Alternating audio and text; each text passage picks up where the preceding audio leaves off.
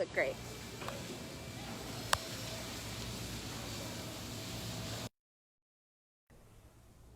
Good morning, everyone. Happy Penguin Awareness Day. My name is Amanda, and this is Matt. We're two of the penguin aquarists here at the New England Aquarium with our penguin colony, and it's feeding time. So you guys can come along with me, and we're going to answer some of your questions while we feed the African penguins this morning. Today they're eating herring. We feed them 4 different kinds of fish throughout the week, one for Awa. They get herring, capelin, smelt, and anchovies. Herring is not their favorite, so you might notice a few of them turning it down this morning. That's one for Masabai. They are a little bit picky, so sometimes they don't eat fish that aren't one of their favorites, but it's important for them to have nutritionally balanced fish, so we make sure to offer them a variety of fish throughout the week.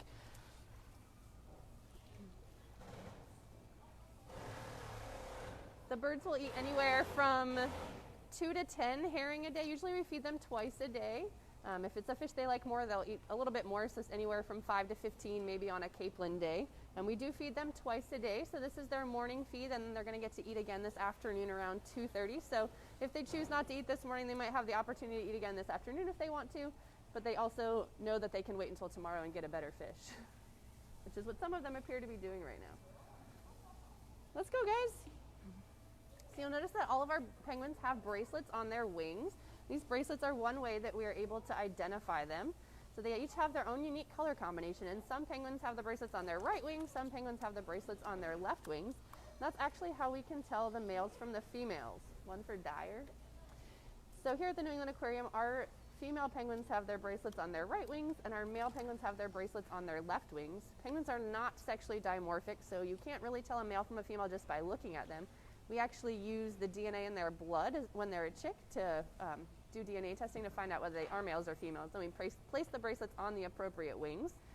And then the individual color combination tells us which bird is each individual bird. So for instance, this bird over here has a green bracelet on his left wing, so that tells me that that is Lambert. And Lambert is named after Lambert Bay, which is a location in South Africa. Next to him is Masabai. Masabai is named after Mossel Bay, which is another location in South Africa. All of their names have some type of meaning and are able to teach us something educational about their penguin species or penguins in general. One for Harlequin.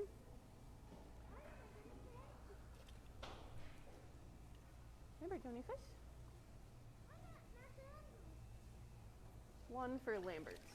We do record how much each bird eats every day. That gives us a nice way to be able to track their eating habits. These guys can't tell us if they aren't feeling well, so knowing how much they're eating helps us to be able to tell maybe if they're not feeling well, if they've stopped eating when they normally would eat a lot. I mean, it can also tell us when they're getting ready to go into their yearly molt. So penguins' feathers are really important to them. They lose and replace them every single year to keep their coat of feathers nice and healthy. So as they go into that molt, they're replacing their feathers. They're not waterproof. So leading up to that molt, they actually will eat a lot extra, sometimes even doubling their body weight so that they have a fat reserve to live off of while they are molting. We don't currently have any birds molting, so we can't show you what that looks like, but they basically double their body weight and then they lose their entire set of feathers and replace it all at the same time. So it takes about 2 to 3 weeks total to go through that process, and then they have a nice shiny new coat of feathers. Their feathers are so important to them to help keep them warm and dry, but also to keep them safe. Their feathers have 2 distinct different parts. So the outer part of the feather that you can see, those parts of the feather interlock together like shingles on a roof to help keep the cold water out. And then the inner part of the feather that we can't see is more of a downy layer, and that helps to trap air against their body so that they can use it as body heat. And of course, we all know that penguins have that black and white coloration. It's a little bit of a different variety based on the different species of penguins, but they're all black and white. And the reason they have that coloration is because it's a type of camouflage called counter shading. And the way that that works is that if they're swimming in the water and somebody is either swimming below them, then they look up, that white stomach is going to blend in with the bright sky above them. But on the other end, if somebody is swimming or flying above them as they're in the water, that black back is going to blend in with the deep dark ocean below. So their coloration makes it harder for them to be seen from either direction. So that's why it's so important that penguins have that black and white coloration. 2 for Harlequin. Do you want to remind everyone how many penguins we have here? We have around 55 penguins total here at the aquarium. We have 2 different species. We have African penguins, which you can see right now, and we also have southern rockhopper penguins, which are in a different portion of our exhibit. The African penguins are members of the banded penguin family, so you can see they have that black band that goes straight across their chest. Right underneath that, they have a series of spot patterns, and those spot patterns are unique to each one of them, just like our fingerprints are unique to each one of us. So some of them have very distinct patterns that make it really easy to identify them. Some of them don't have many spots at all, and they only have one or two, but each of those patterns is unique to each one of them, which is pretty cool. Then the other species of penguin we have is southern rockhopper penguins. They're members of the crested penguin family, so they have yellow crest feathers on their head. They would be found in Chile, Argentina, and the Falkland Islands, whereas the African penguins are found in South Africa and Namibia. Seneca, you want this? No? Many hours do penguins sleep a day? How many hours do they sleep a day? That's a great question. I don't know exactly. They will rest throughout the day, and they spend a lot of their time on land at night. But throughout the day, sometimes they're swimming, sometimes they're resting as well. So I don't have an exact amount of time that they sleep per day. That was one for Jaleel. Great. What's their favorite kind of fish? Their favorite kind of fish is capelin, so we feed that on Mondays, Wednesdays, and Fridays. So they got that yesterday, and they'll get it again tomorrow. So they generally eat a lot more than that of the herring. They usually like herring a little bit more than they're liking it today, but they eat capelin a lot quicker. But it's not the most nutritionally valuable for them, so that's why we try to make sure that we offer them other kinds of fish as well.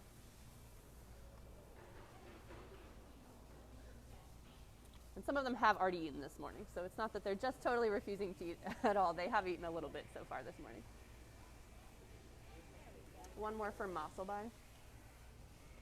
Sometimes the herring are also a little bit larger than the capelin, so they will eat less of them because they're a little bit of a larger fish sometimes. Who's this right here?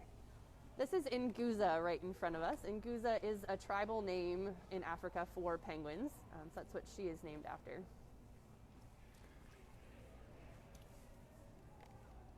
Someone asked, how do you remember all their names when they look so much alike? So I like to say it's kind of like kids in a classroom. On the first day, they all look the same, but the more time you spend with them, the more you get to know them, their unique, different personalities. Obviously, the bracelets on their wings is the easiest way to tell them apart. So we, along with all of our volunteers and interns, memorize those different color combinations at the beginning to get to know who's who. But then once you work with them a lot, you get to know their different personalities, where they spend most of their time, who they like to spend their time with. They all have unique, different personalities that makes them stand out from each other when you have enough time to get to know them. Come on, Apollo.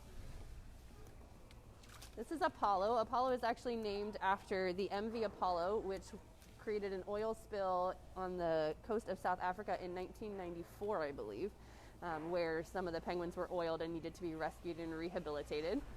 So we have 3 different birds that are named after oil spills. Apollo, we also have Chrysanthi, who is named after the MV Chrysanthi, which was an oil spill in 2019, pretty recently. And then we have Treasure, who was named after the MV Treasure, which was a very large oil spill that happened off the coast of South Africa in 2000 that affected over 40,000 penguins. Come on, Durbin. Come on, Durbin. Our penguins range in age from almost 3 years old to 40 years old. So our youngest penguins will be 3 this May. They hatched in 2019. One for Geezer. And then our oldest penguin is Deco. Deco turned 40 in August. So if you tuned into our Facebook Live back in August, that was for Deco's 40th birthday party. In their natural environment, African penguins right now are living about 5 to 10 years. They're facing a lot of challenges in their environment, such as climate change affecting the cold water currents that they fish in, and the depletion of fish from overfishing. So there's not enough fish for them to find it. It's much harder for them to find it, to be able to feed themselves and their chicks. So their life expectancy in their natural environment is a lot shorter than it used to be. The African penguin population is only about 1 to 3% right now of what the historical numbers were, so it's very, very low. They are endangered. One for Awa. In human care, they're able to live a lot longer. Obviously, Deco at 40 is much over the average life expectancy for African penguins. But they have, obviously, they're hand-fed every day. They have the opportunity to eat every single day, twice a day. We also have 4 vets on staff here at the aquarium. There's Deco actually swimming right by us. So that's Deco, our 40-year-old. So we have 4 vets on staff that are able to address any emergencies immediately. We observe their behavior every single day, and so we're able to notice any changes in their behavior and report that to the vets if we need to. So with that constant care and attention, we're able to give them much longer lifespans than they would have in their natural environment. Oh, Christine. We have a question from an 8-year-old who wants to know when they lay eggs.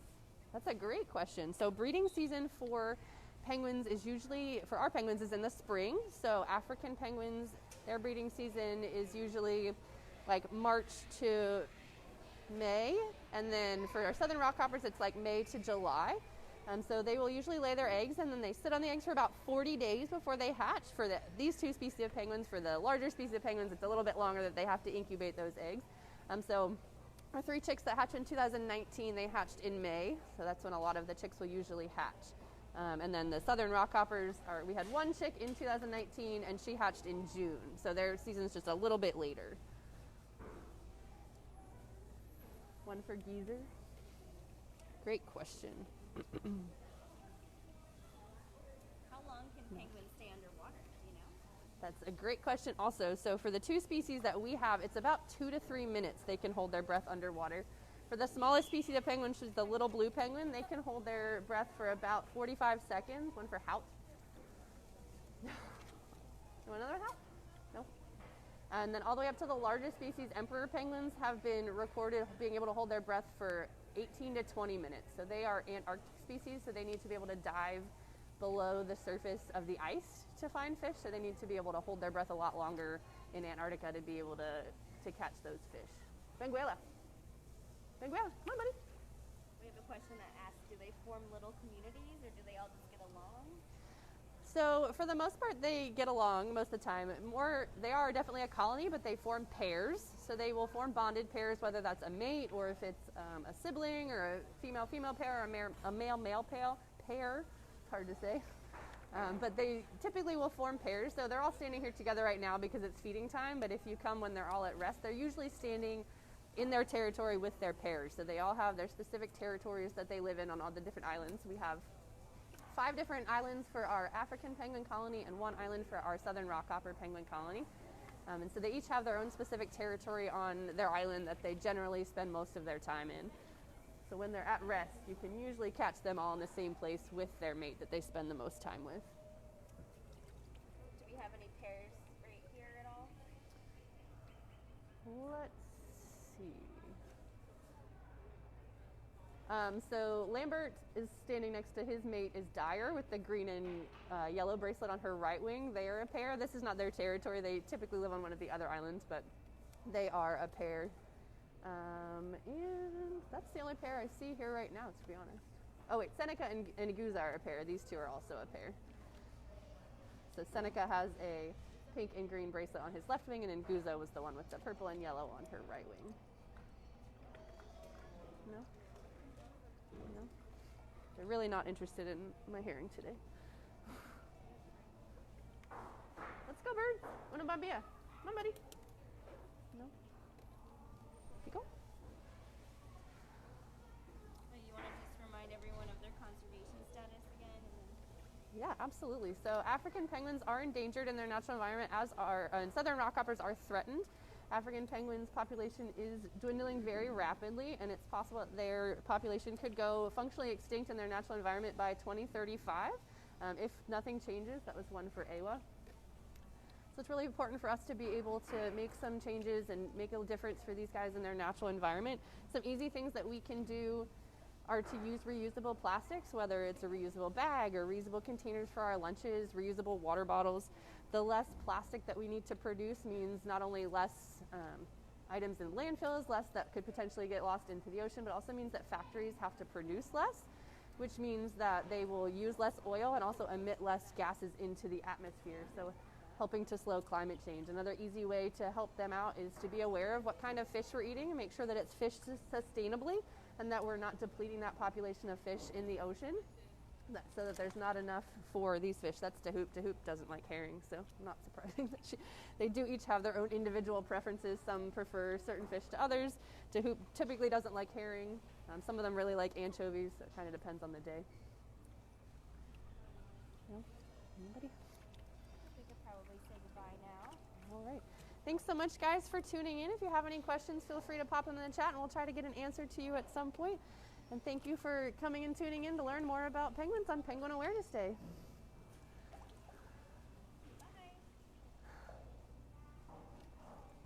Plum, you want some fish?